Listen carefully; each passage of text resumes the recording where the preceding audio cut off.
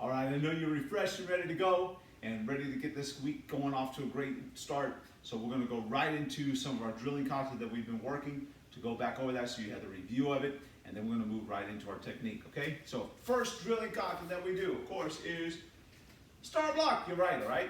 So here we go. We're going to come inside, kohanuke, all right? Courtesy bow. We're going to come back, right leg goes back, fighting stance first, all right? Remember, level 1 little dragons, if you got to, grab your ear if you have to, all right? It helps you know to keep this hand, because this is the hand that's blocking.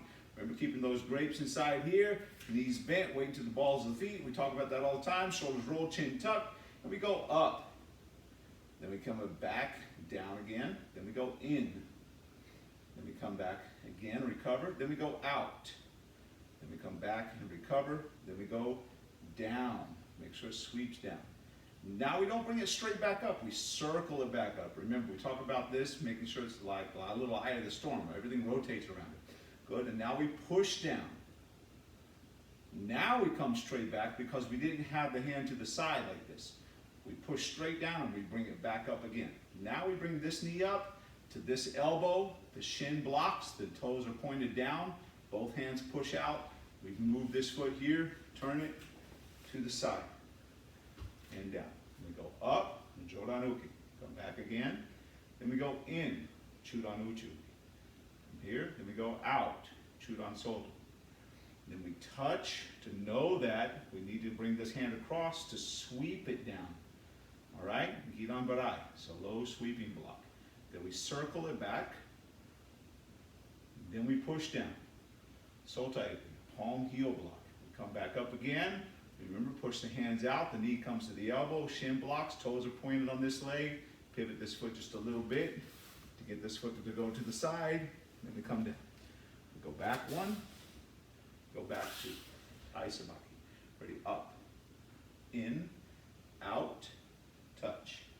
Down. Circle back. Push down. Back and side. Up. In. Out. Touch. Down. Circle back. Push down. Back and then to the side. Step back one. Step back two. All right, now, for level 1, you guys did awesome on that, all right? Keep that up, all right? Cruz, Levi, Selma, all you guys, make sure that you do.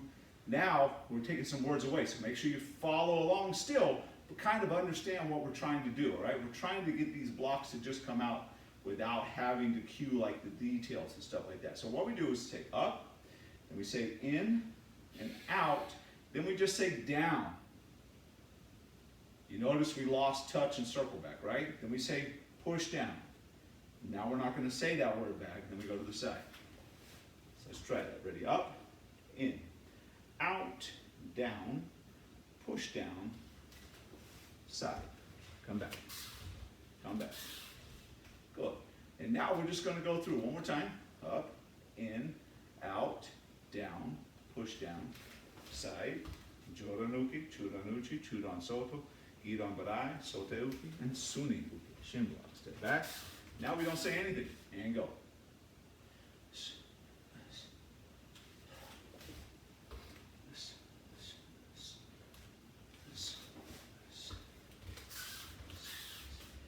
Just a way of getting you to move your arms and understanding the blocks, okay? There's a bunkai that we do, an application that we put to that, and actually somebody's trying to hit you, and you actually have to do the blocks, so it puts a demand on you to make sure you do the right thing at the right time, and you get to see how the blocks work, okay? From right there now we're going to take that motion and take those blocks, and we're going to put it into our next kata, right? Which is Achitin, or fortress kata. Where does it bound? In the fortress kata, we open up the center line, of course, working that Shizen Hutai, weight into the balls of the feet. The heels are not up, but they're light on the mat. They're touching, but I can pivot, all right? Really important. Knees are bent, shoulders rolled. Remember that line of my body going straight down, all right? Elbows in, the great. Hands here, just like this here. Chin tuck, shoulders rolled. We come up, we pivot, and we go joranuki. I'm not going way up. All right, it's not a hard block, all right? It's not Fortress 2000. We're inside here, not 10D. We're just here. Then we come back, then we here. Then we come here to the side. Then we go to the side. Then we go down, giran barai. Remember, circle back. Giran barai. Good, and now we step back. Now, like in our stance set, we are in kumite dachi. along with this block. Now we're talking about putting the three basic principles of self-defense together. So we move, get our head out of center line, block, and then counter. See how the pivoting is happening? Instead of bringing this hand into the chamber, it's up here because we're showing you a way to throw a different type of a strike. This is back fist, right? Back fists were really good strikes. A lot of spinning back fists were really awesome. And then we show you another way. We pivot and we strike where there's no padding if you had a glove on. That's why, like in amateur MMA and kids fights and stuff like that, a lot of these strikes are illegal because there's no pads and they're really devastating strikes. And you're not going to hurt your knuckles as much. That's why we do a lot of open hand strikes. They're really good for you, okay? For your self-defense. Now, before I come back and just back inside here, I'm already out, so I'm going to finish this motion to come out with a front kick. You notice this left leg has not moved the whole time. The left foot has not moved the entire kata, all right? Even up to the front kick. Now I pivot the right foot. Now finally, it's going to move. Round kick. And now we step behind. Remember on our stand set, kosadachi, we talked about a spinning motion, or it's going to be a stepping motion. Watch what we're doing here. Side kick. And now we turn from here, pivot this foot, look behind, and spinning back kick. We come up, block, grab, wrist control, right? I catch, right? Like a seize, and I pull, and a different type of a strike, a center line strike. Coming straight up the middle, and a lot of power, speed inside these strikes here, okay? Then we come back inside. Remember on those, we strike at the bottom three knuckles, like this here. We don't turn it over and strike with the two knuckles inside here, okay? Now we step back, one, hands up. Remember, now I block and cover, good. Block and cover, good. Block and cover, and back to attention. Let's try it again, ready? Courtesy bow. Open up center line, ready, 1, 2, 3, 4, 5, 6, 7, 8, 9, 10, 11. Now remember, we haven't moved that foot for 11 moves. It stayed right there. All it's done is pivot. Now it moves on 12. Round kick, 13, side kick, 14 is all one move, all right? We turn, spin back kick, turn, catch, and strike. Then we come back. It's teaching you about combinations and moving combinations and even rotating combinations, all right? Come back, 1, 2, 3, and 4. Good, let's try it again. Ready? Courtesy bow, open up. Ready, 1, 2, 3, 4, 5, 6, and 7, 8, 9, 10, and 11, 12, 13, 14. Good. Courtesy bow. Step back 1, 2, 3, and 4. Good job. And back to attention. Nice. Hey, Wednesday we're going to pick up on our basic one. All right. Go through. Remember, it's 3 techniques. All we're doing is taking the blocks that we do in Inochi 10, or up block, out blocks, in blocks, and down blocks, and applying them and putting different techniques to them. All right. So the up block, reverse punch, and the round kick. The out block, the hook punch, side kick. Down block, center line punch, front kick, and then the in block, uppercut, spin back kick. And remember, it's just 3 techniques, 12 moves, and it's really simple, right? H pattern, right? The moves are all the same, pretty much all the way through the kata, but it's a really good kata to help you with your footwork, combinations, movement, recovery, drills, staying in a good fighting stance. All of these katas are designed for you to be able to help you with your striking, to build a good solid foundation in your striking, all right? They're drilling katas, all right? Not fancy show katas, nothing like that. We do them in tournaments and competition because the judges know what you're supposed to be doing, and they gauge you and they score you on those things to let you know how effective you are in doing your kata, and helps you to understand the importance of drilling this accurately. And that's what the feedback is for the tournaments. And that's why we encourage you to do these, all right? All the screaming and jumping and flipping katas, a lot of times those win because people go, ooh, ah, all right? But we don't go to tournaments for those reasons, right? We go to tournaments to get feedback, to help us to get to the next level. So trophies and medals, course, those are cool and those are icing on the cake. But the real thing is about growth, okay? And so that's why we don't want you to shy away from a lot of the tournaments that we do that are qualified tournaments. But these katas are important for you to be able to help you with your striking, okay? Speaking of striking, here we go, hands up. So we're in our fighting stance here, all right? What we're going to work off of, there's a lot of different things that we can do, and we'll play with a lot of different deals as far as like warm-ups and putting them together. But to introduce this one here, we're working not with a step jab. So I'm not stepping and jabbing, and you could.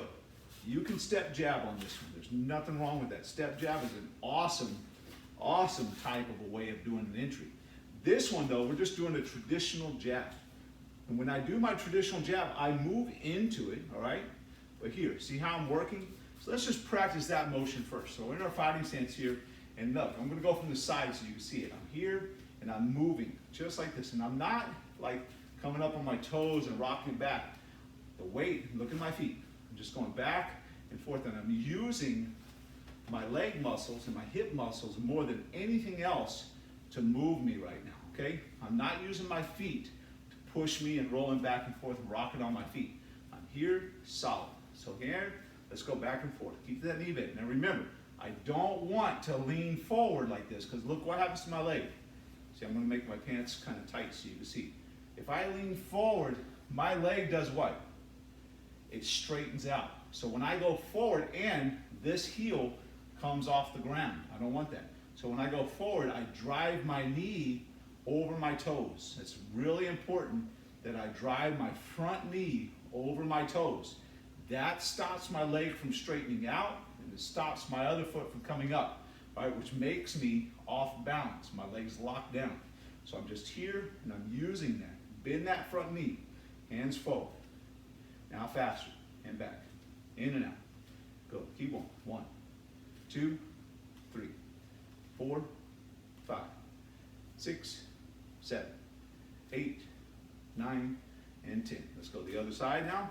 Ready, in 1, 2, 3, 4, 5, 6, 7, 8, 9, 10. All right? I'm switching my base, but I'm just turning like we do in basic 1. See, all these stuff is really important. I'm just moving. Now I've switched my base, okay? Now I've switched my base. See, this leg's in front, now this leg's in front, okay? So you can do that if you'd like. You can just turn side to side so you can see, that's awesome. Or you can switch your base all the way if you want to, okay? Totally up to you what's going to be more effective for you, okay? So I'm just going to turn to the side this way now, okay? So now this leg's in front, this hand's in front. So when I come forward, I'm going to go out, and I'm going to make sure that when I throw, it's like I'll take this shoulder and I want to kind of punch myself in the ear with my shoulder, but not dropping my head down. I want to come here, right? So when I come out, I make that fist, and it's loose. Now I'm facing you. My hands are a little bit loose or open, either one. And when I come out, I close. And when I close this fist, I want my fingers to come down, and then I want to lock right here, all right? I want this fist to be super tight so that when it comes out, it's these two knuckles right here. See that? It's just those two knuckles coming out. My fingers aren't like this. A lot of times when people make fists, this is what happens. Guess what's going to hit first? That's going to hit first. And they're going to end up breaking the finger or hurting themselves pretty bad. So you have to pull this back. So now these two knuckles are coming out first, all right? And my hand is straight. I'm not getting my two knuckles to come out by bending my wrist. I don't want that, because then I'll break my wrist here, or break these bones on top. I want it flat, and these two knuckles right there coming out, right? Those two knuckles, see them? That's what I want coming out. Boom, right there, okay? So coming straight out, pop, two knuckles, all right? Straight out, two knuckles. Straight out, two knuckles, just like that, all right? That's what you're trying to get, okay? So when I come out here and I'm throwing that jab, it comes out like this here. See how my hands are up? See how it's striking right where I need to strike? This hand's up here, and then I come back again. We come out, and then come back. I'm just snapping it out, and back. So coming out, and back. Bending that knee, coming out. All right, that's gonna let me get the hips to turn into it, all right? And really, see how I'm getting my hips to turn in and out, in and out, in and back. So we want a speed. We want it to be fast, jab, jab, jab, jab. So 10 of them. Ready, go. 1, 2, 3, 4, 5, 6, 7, 8, 9, 10. Go to the other side. Ready, 1, 2, 3, 4, 5, 6, 7, 8, 9, 10. Good, all right. Now, what we're going to do is we're going to do a 1, 3. That means I'm going in 1, and then I change my level as I bring my hand back. Instead of just recovering it back here, I start with the jab, back, and I see my friend go, ha, because they're getting thrown, their hands getting thrown to their head. So they come up. Guess what they do? They open right here, okay? So when they come up and you throw that jab coming out, they're gonna lift their hand up to block that sometimes. If they do, that's not the correct thing to do. They should do this here. But some people will do this, all right? They're just, for whatever reason, they're not paying attention. If you see that, we're gonna take advantage of that. So we're gonna go 1, the hand comes up, I change my level, and 3. So I go 1, 3. Let's try that slow. 1, 3. 1, 3. 1, 3. 1, 3. And again. 1, 3. 1, 3. 1, 3. 1. Look again. I change my level. See this? And my hips turn. 3. And I turn my hips over. So 1, 3. 1, 3. 1, 3. All right. Now the other side. Let's go. 1, 3. 1, 3. 1, 3. 1, 3. 1, 3. 1, 3. 1, 3. 1, 3. Okay? So if I do this here and their hand comes up, all right, that opens the body up, right, to be able to go into the body. So that hand comes up, they're like, ah. So jab, hook to the body. Jab, hook. Okay?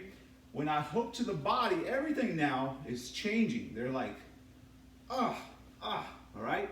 And when they do this here, look what they've done. They've planted themselves down, okay? All the way down, right? So when I throw the jab, because again, the stance that they're in is what's called a closed stance. That means that if my left leg's forward and they're a traditional fighter, that means their left leg will be forward, okay? So we're here, left leg forward, left leg forward. When I throw the jab, if they don't move their head away and out, so here, the left leg's forward, their left leg's forward right there. If I throw the jab, they should be moving their head this way to the side here and sliding back and getting their head out of the center line. It's called slipping the jab. But if they stay stationary or they move here, hands up, that opens the body to be able to receive that hook punch because they're facing you and they're taking the full force of that hook punch. All right? So I go jab, hook, jab, hook. All right? When that hook comes in, they sink their weight onto their leg, which then opens you up for what's called the round kick to the leg. All right? So the combination that we're starting with is a 1, 3, 8. Okay? So we go 1, 3, and now I get to pivot all the way, whoop, just like this here. So 1, 3, 8, just like that, all right? So when I come out, 1, 3, 8. 1, 3, 8. Now what's important about this 8 is I need to bring it back. In my head, I'm going to be bringing it back, all right? For the first time that I throw it, in order to see what they're going to do. Really important. We're building off of this still this week, okay? So we're going to go 1, 3. That means I pivot that heel around when I throw the kick, and then I bring it back. Out and back. Out and back. 1, 3, 8, and then back. 1, 3, 8, and back. When I throw that 8, I want to come over here and I want to drive the hips all the way into it, right? Really important that I drive the hips all the way in. So we go 1, 3, I'm going to turn and hip turns over, and then we come back again, all right? Really important. Sorry about that, I got to reset my time. All right? So we go 1, 3, 8. See how that hip turns? I want to pivot, but when I pivot here, I don't want to land the heel down when I throw that, because if I land the heel down, I'm going to be forced to stay in the front, all right? That's why I was telling you before, we got to pivot and back, pivot and back. So we're here, 1, 3, 8, and then back. So 1, 3, 8, and back. Really important that we do that, okay? Now, what's going to help you with that, to get the hip to turn, is we drop the hand. Now look, we talked about not dropping the hands. On this particular one technique, I'm going to pull the hand down when I kick here and then pull it back up again to help me come back again. It's going to help my hip rotate, and then it's going to help me to come back and bring it back into my stance again. So we go 1, 3, 8, and down. 1, 3, 8, and down. When I throw this hand down, this hand needs to come up on this side though. So I go 1, 3, 8, and then back again, all right? Don't drop the hand down when I do this like that. I'm going to go 1, 3, 8, and then back, all right? 1, 3, 8, and back. 1, 3, 8, and back. Let's try it again. 1, 3, 8, and back. 1, 3, 8, and back. All right? Let's go to the other. I'm going to go the other way. You keep practicing the same side. All right, I'm just going this way so you can see it. So the left. 1, 3, then we throw the 8, then we come back. 1, 3, 8, and back. 1, 3, 8, and back. 1, 3, 8, and back. 1, 3, 8, and back. All right? So listen, I want you to practice that. Really go through it. So 1, 3, 8. We're going to go from that 1, 3, 8. We're going to go into and add to what happens after the fact. I'm going to give you some scenarios that you can kind of imagine in your mind. Now remember, even when you're doing kata, shadow boxing, shadow wrestling, whatever, imagine. That is really important. God gave us an imagination to create images in our mind. All right? And so when we talk about that, that's how things are created. I mean, think about it. Paperclip. You know what a paperclip is? A pencil. All these basic little things that we see, and we're like, oh man, they've not always been around.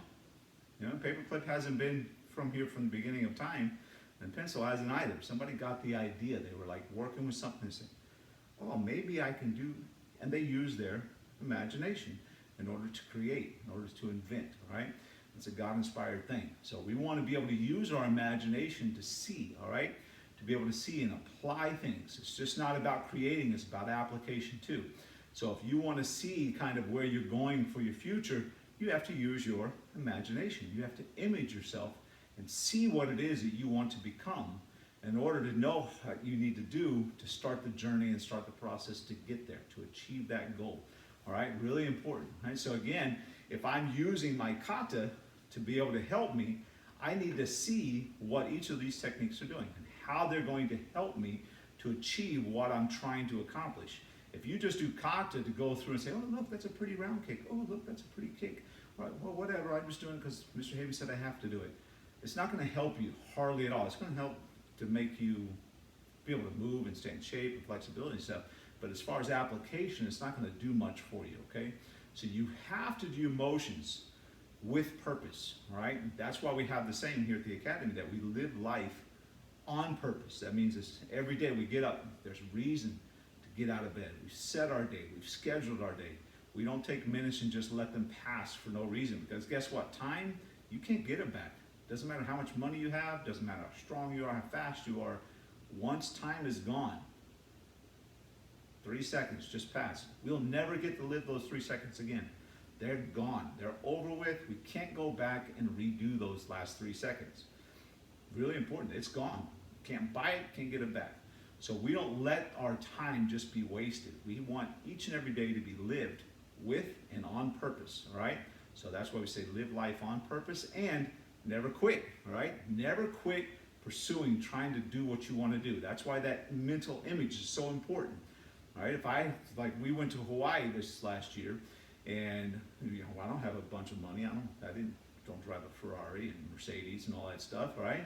But what we did was we took a picture of Hawaii and a picture of Avalon. We put it up and we put a board in our room. And instead of taking the $3 and spending it at Starbucks or taking, this change and doing something else and having it disappear, every time we got just a little bit extra cash or we wanted to do something different or we sold something or something like that, we'd take that money and put it on the board and put it on the board and put it on the board, put it on the board, all right? And man, eventually we saved up enough money instead of going to Starbucks and out to eat and all those kinds of things. We were able to take that money and be able to go to Hawaii with it. It's because that mental image of seeing it was really important, and it let us know that we have a purpose for doing what we're doing here, and we didn't quit. We didn't say, oh man, it's time, man, we don't have any money, we need to go do something, we need to go just have a party. Let's take the money off the board. We'd be like, yeah, no, we just need to stay home. See? Because it was the mental image that kept us there, right? So that's why we say never quit, okay? So that's why the katas, that's really important for you to practice.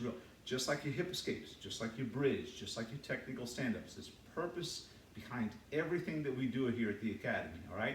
It's not anything that we do is just for no reason or just to waste time, all right? Even when we play, it's organized chaos, all right? Even with the kids, the games we play, the drills we do, all the stuff that we have fun with, all right? 8-man tug of war, bear crawl challenge, all those types of things, they have purpose behind them. They're building things, right? They have some sort of reason that's a very important reason for us to be doing those things, even when they're really, really a lot of fun, okay? All right, and I know every class is fun, but sometimes we have some ultra fun, okay? And I'm looking forward to having some ultra fun with you back on the mats in person. I know it's kind of hard to have this fun and interaction here on Google Classroom, but I know that we're going to be going back next week, okay? So make sure you check your emails, look for that information coming across, make sure your Zen Planner account is up to date. Very, very important to make sure that happens, right?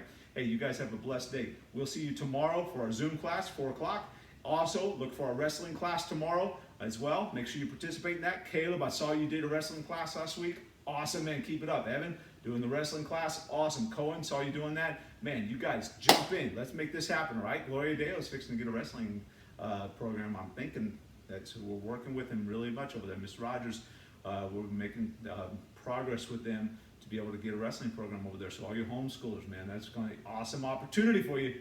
All right, so, but you want to make sure you're ready for that. So make sure you take advantage of our wrestling classes now because they're available to everybody that happen in the daytime. And then when we get back next week, we'll have a wrestling at a regular time. There's going to be a slight schedule change, so pay attention to that as well. Hey, live life on purpose. And remember, never quit. You guys have a blessed day.